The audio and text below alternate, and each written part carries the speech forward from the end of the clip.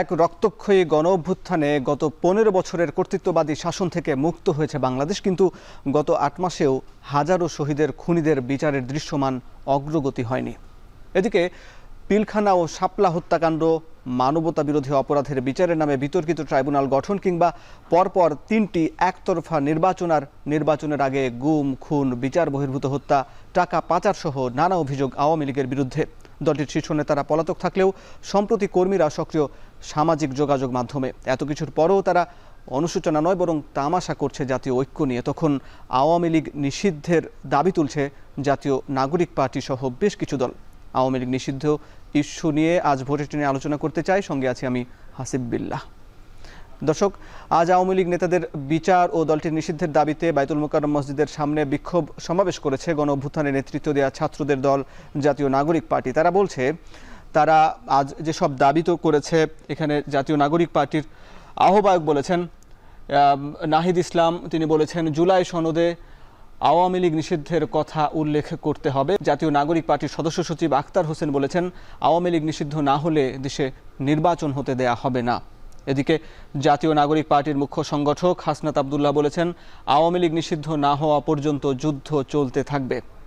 একই অনুষ্ঠানে জাতীয় নাগরিক পার্টির সিনিয়র যুগ্ম মুখ্য সমন্বয়ক আব্দুল হান্নান মাসুদ বলেছেন আওয়ামী লীগকে নিষিদ্ধ না করে তামাশা করা হচ্ছে।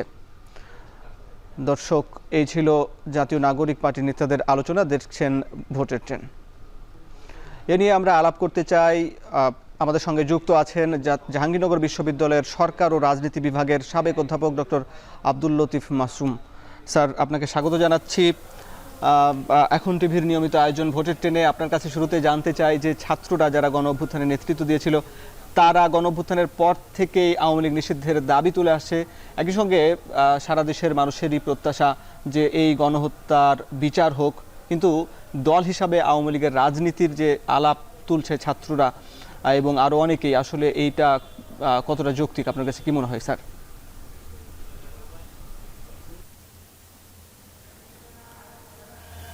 এটা একটি প্রশ্নাতীত বিষয় যে আওয়ামী লীগ নিষিদ্ধ থাকবে কিনা। ইতিমধ্যে নিষিদ্ধ যদি জনগণের ভাষায় হয়, বিপ্লবের দ্বারা, গণ অভ্যুত্থানের দ্বারা হয়, তাহলে পরে ইতিমধ্যেই আওয়ামী লীগ নিষিদ্ধ হয়ে আছে। আপনারা দেখছেন যে দেশের যে কোনো প্রান্তে অথবা শেখ হাসিনার সেই হুমকির ফলে 32 নম্বরের প্রতিটি ইট মানুষ খুলে নিয়েছে। বুঝতেই হবে যে একটা বিস্ফোরণোন্মুখ অবস্থা বাংলাদেশে আওয়ামী লীগের বিরুদ্ধে রয়েছে। সুতরাং আওয়ামী লীগ নৈতিকভাবে, সামাজিকভাবে, রাজনৈতিকভাবে, পারিপার্শ্বিকভাবে নিষিদ্ধই রয়েছে মানুষের কাছে। এখন আপনি বলতে পারেন যে আনুষ্ঠানিকভাবে সরকারি ঘোষণার দ্বারা নিষিদ্ধ হয়নি।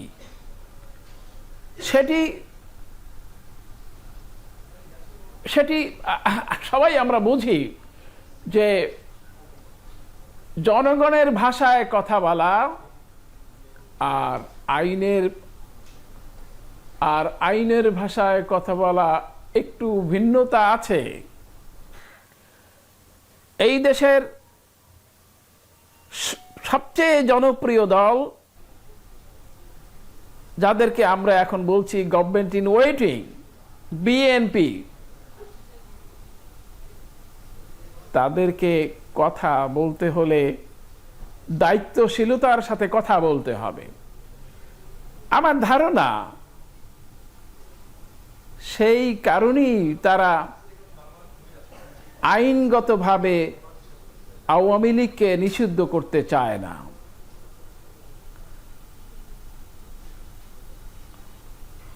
আপনারা জানেন যে আমরা তো আজকে একটি বৈশ্বিক পৃথিবীতে বসবাস করি, গ্লোবাল ওয়ার্ল্ডে বসবাস করি। পাশ্চাত্য ওই স্বৈরাচার বিরোধী আন্দোলনের সময় আমাদের জনগণের সাথে মোটামুটিভাবে একত্রতা ঘোষণা করেছে, তখন তারা বলেছে যে গণ অধিকারকে, মানুষের ভোটের অধিকারকে, মানুষের মানুষ হিসাবে মানবাধিকারকে লঙ্ঘন করা যায় না। সেই সব যুক্তি এখন তাদের সম্বল হয়ে দাঁড়িয়েছে এবং আমেরিকায় বাইডেন প্রশাসনের পরিবর্তে ট্রাম্প প্রশাসনের প্রত্যাবর্তনেও আপনারা জানেন কিছুটা পরিবর্তনের বিষয় আছে। যদিও আমরা জানি যে মার্কিন যুক্তরাষ্ট্রের মতো উন্নত রাষ্ট্রে পররাষ্ট্রনীতি বা তাদের ঘোষিত জাতীয় নীতিমালার খুব কমই পরিবর্তন হয়। এভাবে আমরা দেখছি যে ভারতের সাথে মার্কিন যুক্তরাষ্ট্রের সম্পর্ক, বাংলাদেশের সাথে মার্কিন যুক্তরাষ্ট্রের সম্পর্ক সব মিলিয়ে এই এখনই আওয়ামী লীগকে নিষিদ্ধ করলে পশ্চিমা চাপের সম্মুখীন হতে হবে। তবে ছাত্র নেতা বা গণ দাবি যেটা উত্থিত হয়েছে সেটা যৌক্তিক এবং সেটা কিভাবে বাস্তবায়িত হতে হবে, কি কৌশলে। ধরুন বিচার যদি হয়ে যায়, তাদের বিরুদ্ধে যদি অপরাধ একেবারেই প্রমাণযোগ্য হয়ে ওঠে, তখন নিষিদ্ধ করার বিষয়টি আরও অগ্রগতি লাভ করবে। তো একই সঙ্গে বিএনপি এই আওয়ামী লীগ নিষিদ্ধ ইস্যুতে তারা যেভাবে এনসিপি সরব সেভাবে বিএনপি নয়। তারা মনে করছে, যেটি শোনা যাচ্ছে, যে নির্বাচনটি হবে আগামীতে ত্রয়োদশ জাতীয়, সেখানে আওয়ামী লীগ নিষিদ্ধ করে নির্বাচন করতে গেলে সেটা আন্তর্জাতিকভাবে গ্রহণযোগ্য না হবার একটা আশঙ্কা করছে। আসলে কি এরকম একটা আশঙ্কা থাকে কিনা? হ্যাঁ, ইতিমধ্যে আমরা বিষয়টি পরিষ্কার করেছি যে প্রতিটি ক্ষেত্রেই রাষ্ট্রের একটি ডোমেস্টিক বিষয় থাকে আর একটি এক্সটার্নাল বিষয় থাকে। তো এক্সটার্নাল বিষয়ের সাথে ডোমেস্টিক ডিমান্ডস বা জনমতের সাথে সঙ্গতি নাও হতে পারে। যেমন ধরুন, বাইডেন আমলে বাংলাদেশের সাথে গণতান্ত্রিক নির্বাচন, মানবাধিকার ইত্যাদি বিষয়ে একটা ইতিবাচক সম্পর্ক ছিল। মার্কিন যুক্তরাষ্ট্রের এই নীতির যে পরিবর্তন হয়েছে তা নয়, বরং এখন তারা ওই একই বিষয়টি আওয়ামী লীগের পক্ষে তুলে ধরতে চাচ্ছে।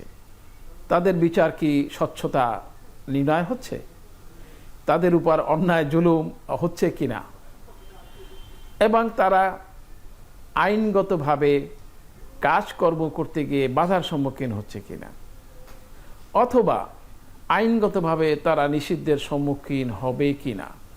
এই বিষয়গুলি আন্তর্জাতিক মহলের, আমাদের নয়। কিন্তু আমরা ইতিপূর্বে যেটা পরিষ্কার করে বলেছি যে বাংলাদেশের জনগণ আওয়ামী লীগকে সম্পূর্ণভাবে নিষিদ্ধ করে রেখেছে অলরেডি। তাদের মাথা বের করার সময় নেই, সুযোগ নাই।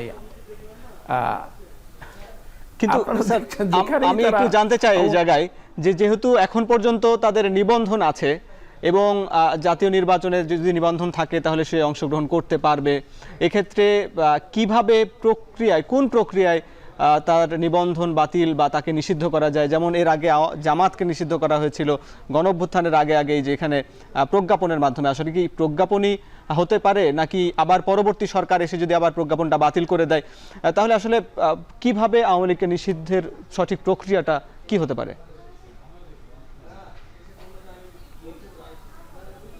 আমরা তো আগেই বলেছি যে পরিবেশ, পরিস্থিতি, জনমত, গণক্ষোভ, গণরোষের সম্মুখীন হয়েছে আওয়ামী লীগ।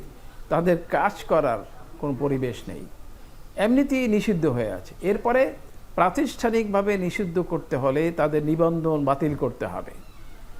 তাদেরকে ওই জামায়াত ইসলামী যেভাবে নিষিদ্ধ হয়েছে সেইভাবে প্রজ্ঞাপনের মাধ্যমে নিষিদ্ধ করতে হবে। সেটি এড়িয়ে যেতে পারলে ভালো। মানে সেখানে এখন আবার খুব মজার কথার মতো মনে হবে যে আওয়ামী লীগ যে কৌশল অবলম্বন করেছে সেটি এই সরকার অবলম্বন করতে পারে, অর্থাৎ নিষিদ্ধ থাকবে না কিন্তু ব্যবহারিকভাবে কার্যকরিতা থাকবে না, অর্থাৎ আইনগতভাবে নিষিদ্ধ না হলেও তারা মানে পারিপার্শ্বিকভাবে নিষিদ্ধ থাকবে, তারা সরকারের সহযোগিতা পাবে না, তারা যে অন্যায় অনাচার নিপীড়ন নির্যাতন করেছে সেটির বিচারের মধ্য দিয়ে তাদেরকে আইনের মাধ্যমে তাদেরকে শাস্তি দেওয়া হবে, তাদের প্রার্থিতা শাস্তির কারণে তারা নির্বাচন করার অযোগ্য ঘোষিত হবে। এই যে বিভিন্ন প্রক্রিয়া, এভাবেই আওয়ামী লীগ নিষিদ্ধ করতে পারলে উভয় কুল রক্ষা হয়।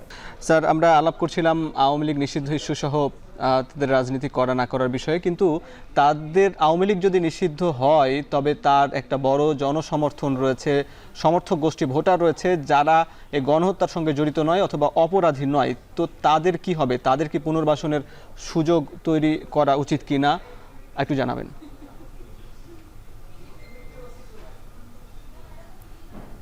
আসলে জনমত যদি আমরা লক্ষ্য করি তাহলে পরে আওয়ামী লীগ নিষিদ্ধই রয়েছে এবং যে অংশ অপরাধে জড়িত নয় বা ভোটাধিকার প্রয়োগের যাদের সুযোগ রয়েছে তাদের পুনঃ চিন্তা করা উচিত।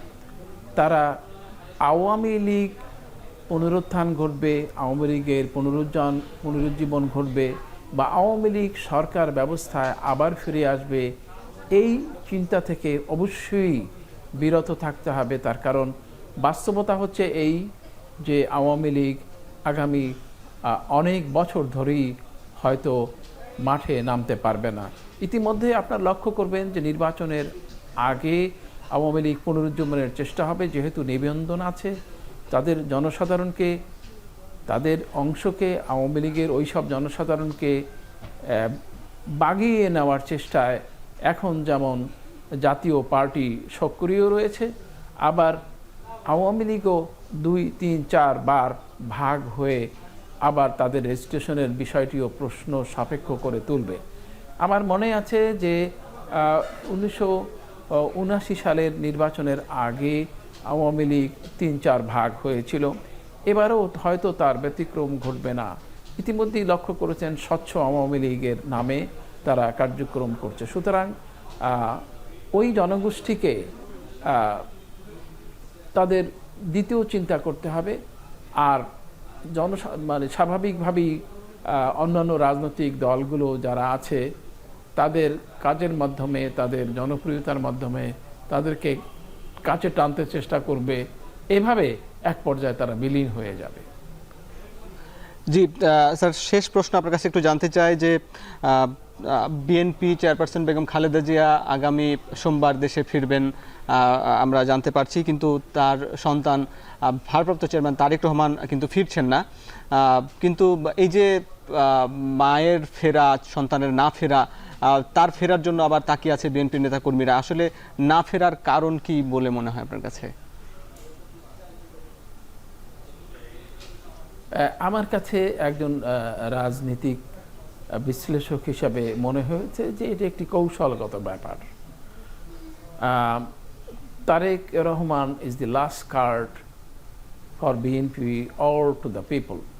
তো সেজন্য আরও একটু সময় নিয়ে এখানে ঘর গোছানো, আইনগত বিষয়টি পরিচ্ছন্ন করা এবং বিএনপির অভ্যন্তরীণ পারিপার্শ্বিক বিষয়াদি স্বচ্ছতার সাথে নির্ণয়ের পরে একটা খোলামেলা, একটা অসম্ভব রকম স্বচ্ছতার পরিবেশে বীরের বেশে হয়তোবা তারেক জিয়া আসবে দেশে। জি, অনেক ধন্যবাদ স্যার, আপনি আমাদের সঙ্গে যুক্ত ছিলেন। আওয়ামী লীগ নিষিদ্ধ ইস্যু, রাজনীতির আরও নানা বিষয় নিয়ে আলাপ হলো। শেষ করছি দর্শক, ভোটের ট্রেন আজকের মতো। যারা সঙ্গে ছিলেন সবাইকে ধন্যবাদ।